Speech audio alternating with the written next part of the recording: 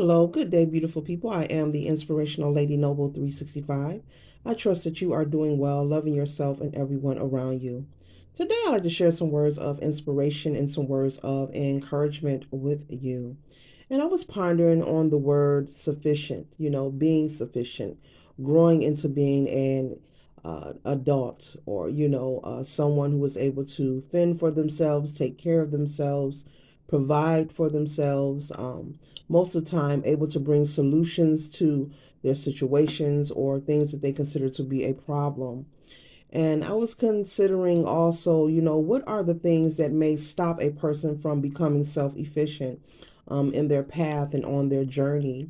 And a few things crossed my mind. I know that there are many, many things, but the things that crossed my mind was there's things that get in the way that we allow sometimes to get in the way, because life is full of choices and we all have free will.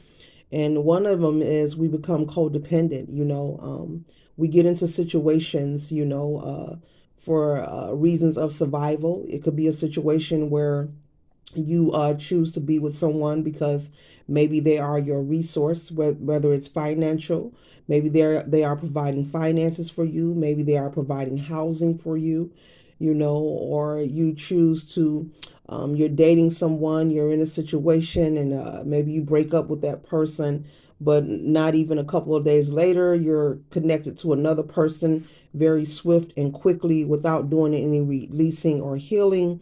You're just moving on and on to the next person, and this becomes a pattern. And so I'm pretty sure I'm not the only person who has experienced such situations in their lives here on the planet Earth. But I was just pondering on the few things that can cause a person to not become self-efficient. Moving on swiftly from relationship to relationship, or if even not a relationship, from person to person, constantly and consistently, after you've built several covens with one person, each time that you engage with a person, adult wise, having relations with them, those who know what I'm speaking about. You're exchanging energy. And whenever you're in a situationship or a relationship and you break up from that person or you separate and you're not giving yourself time to heal and release the situation that you was previously in, at least give yourself a break. If you're not going to do any healing work, at least give yourself time, time to cleanse and release their energy, um, things like that, can also stop a person from becoming self efficient because you're not taking time to pause and be with yourself. You're not taking time to ground yourself. You're not taking time to check in with spirit, or with your inner nickel, your inner wiggle. Check in with yourself, check your connection. You're not taking time. You're just moving on. You're just trying to fulfill a urgent need of the flesh, of the physical, which is a temporary pleasure that will never sustain the soul. But that is one way of a person can hinder themselves from becoming self-efficient, going from connection to connection in a swift manner, not giving themselves time to cleanse or at least a break, before moving on to the next. You're just, when you move on so swift and fast, you're just saturating the karmic energy, the karmic and the coven connections. It builds a momentum, and 9 times out of 10 it won't be a pleasant momentum. It won't be of a positive response. So you want to be mindful of that. So moving on swiftly in connections, and also being codependent, getting into relationships or connections for survival reasons. I understand everyone's life is different, but there comes a time and a token when you choose to want to develop yourself in becoming self-efficient and established and independent. No matter who you are, you have to be willing to take the risk. And the risk is keeping the faith, and the risk is, not relying on someone else, for survival purposes. And maybe the situation isn't healthy. Maybe you don't get along with this person. You're constantly arguing with this person. You don't see eye to eye, but there's a lot of turmoil and constant upheaval and arguing because you're with this person for survival purpose, whether it's a place to stay, whether they are providing money for you, whether you're using their vehicle, etc., etc., but that is another way that a person can block themselves from becoming self-efficient. There are many ways, and I was just pondering, and those were the first two that crossed my mind, And another major way of not becoming self-efficient, as I just mentioned, is not keeping the faith, not willing to take the risk, falling in love with someone and connecting with a person is all a risk in itself, but it's better to simply sometimes bet on you, and take the risk and keep the faith and trust and know that if you step out on faith and you're doing what's right, that source God creator will see you through, or the universe will meet you halfway. I don't care what the situation is, it's a wonderful thing to be uncomfortable temporarily for a short moment of time, and so that you won't have to suffer because you're with someone and connected to them, under reasons that are falsified and they're not authentic and true.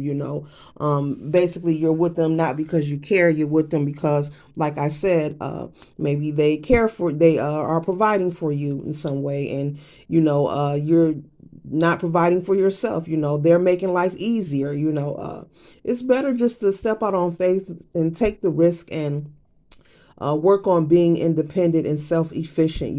That is another way that a person, that's the third way, can block themselves from becoming self-efficient, not willing to keep the faith, not willing to bet on themselves, not willing to take the risk of being uncomfortable temporarily, just for a short term, because I promise you, if you take one foot, a spirit will take the next foot and assist you, when you're working on, self-elevation, or you're working on something positive, such as being independent and trying to provide for yourself. I don't care whether it's a housing situation, finances, there is plenty, and God will always provide, but you have to be willing to take the risk and step out on faith and not say, oh, I'm going to stay here because it's easier. Oh, I'm going to stay here because I care about this person. No, if it's not working, it's good for you just to separate yourself and work on doing it yourself, doing it alone, being independent. And another fourth reason, and I should have made it number one, is that people are unable to be alone. A lot of people deem and judge being alone as something negative.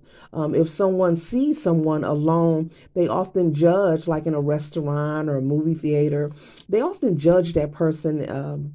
Because I know I've done it myself. Looked at the person like, oh, they're by themselves. They must be alone. They must be lonely. They must be this. But no, it's okay to be alone. It's okay to be independent. It's okay to chill by yourself. It doesn't mean that a person is sad or mad. It doesn't mean that they're miserable. It doesn't mean that they're unhappy. It is okay to be alone. And so because us humans here on planet Earth are unable to be alone, and we deem it, and we have it, a lot of it comes from learned behavior. We deem a person being alone as something negative. Being alone doesn't mean that you're sad or you're mad. It just means that you're efficient within yourself enough to be alone. You're okay with being alone. Some people become more spiritually inclined when they are alone because they're able to tap in and increase that connection that they have, with source. And it's a beautiful thing. It doesn't mean that a person is lonely because you see them alone, just like, marriage doesn't equate happiness, being alone or single doesn't equate a person being miserable. And so that is another way. That's the fourth way that a person can block themselves from becoming self-efficient, is thinking that and feeling that they can't be alone, due to learned behavior from upbringing. We hear it, I've heard it, I've seen it, and I've even judged myself, and these are things that I am correcting and working on myself. As I speak to you, I also speak to myself. And yeah, just some fun facts that I was pondering on, self-efficiency. A lot of people are unable to be alone. And if you are someone who is able to be alone and it does not bother you, you're good with people and you're good without people. Congratulations. Nice to meet you. You are a rare one. Keep it going.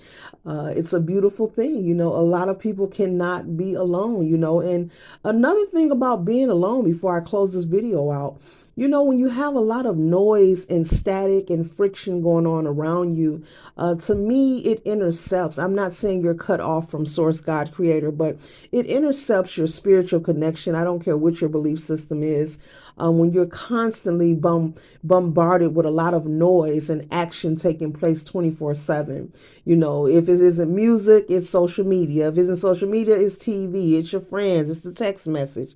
It's something always going on. One must learn to be still, and as I always say, when they roam, be still, and when they are still, it's a good time for you to roam, it's a wonderful thing, to be alone and be okay with being alone, and also be okay with being around people as well. You should be working on balancing, having a balance in your life, being able to negate and socialize and deal and cope and be happy, whether you're with someone or not with someone, because happiness comes from within. So I think that was about 4 or 5. I'm not keeping up, you guys. This topic touched my heart, and the Spirit put on my heart to do this video. Yes, it is blacked out, but I hope you receive this message for your highest good. These downloads come at the oddest time, so that's why it's blacked out. But either way, another way that we block ourselves from becoming self-efficient is this word triggered that is being thrown around. Trust and know, whenever you are being triggered by anything, especially when you're being triggered by topics that people are speaking on. These people don't know you personally. Probably 99.9% of the time, they probably never even met you. You become triggered. If you're becoming triggered by any topic that you hear, trust and know that is an area of your life that you need to work on. That is an area of your life, and Spirit wants your attention. Source God Creator wants your attention, wants you to pay attention to that area of your life. There's no reason why you should be listening to topics or any conversation and become triggered. If so, that is an area, once again, that one must work on. So instead of becoming triggered, when you hear a topic that may nudge you in a different way or create some kind of friction with inside you, just receive it as constructive criticism, not inconstructive, but constructive. Something for you to pay attention to, and something for you to build on, to build yourself up, and use it and transmute that energy as a moment for you to grow and get to know some things about thyself. So let's get away and fall away from the word triggered. If you are triggered, that is your spiritual nudge. That is Source telling you, darling, this is something that we need to work on, because you cannot spend your life here on the planet Earth being triggered, becoming upset, becoming frazzled, especially over different topics and different conversations of people. People have many reasons of why they create conversations, especially on social media. I'm on social media myself, but people have many reasons why they speak on topics in particular, and don't take it personal. It's not all about you. Okay, but consider it and take it as constructive criticism, and just say to yourself, maybe this is something that I need to work on, and that will assist you, my darling, in becoming more self-efficient. So those are my words of encouragement, and I hope you receive it for your highest good. Yes, I am still and always the inspirational Lady Noble 365. One love, Ashe.